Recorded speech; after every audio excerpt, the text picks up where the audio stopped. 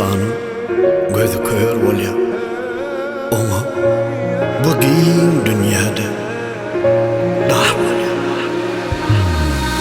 Sen durmuşsun ayrı vakt menkem ayrı, gün günden alıp barýar bize bu gaýry.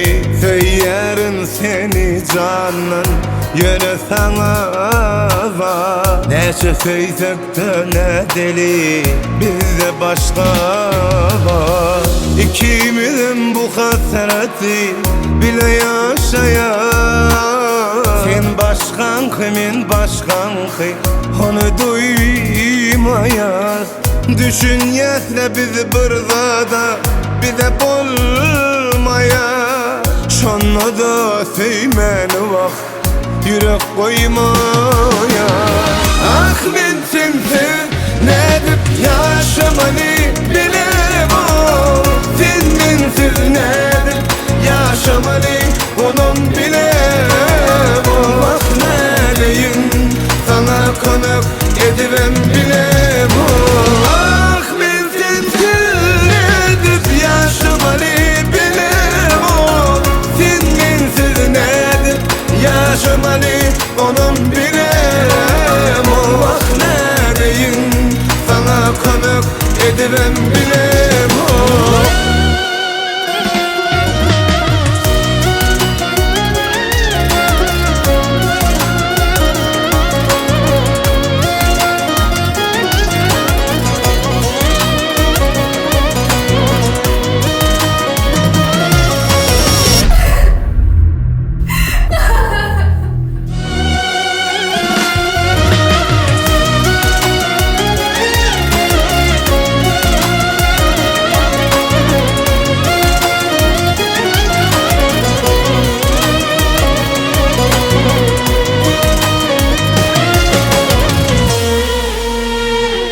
Her görümde seni ağlar dolup kalyan, yetip bilmem sana dirlevme yar yan yan. Bu dünyada olmasa da o dünyada bile buluruz. Meni sen beytmeyde bana da düşünayda.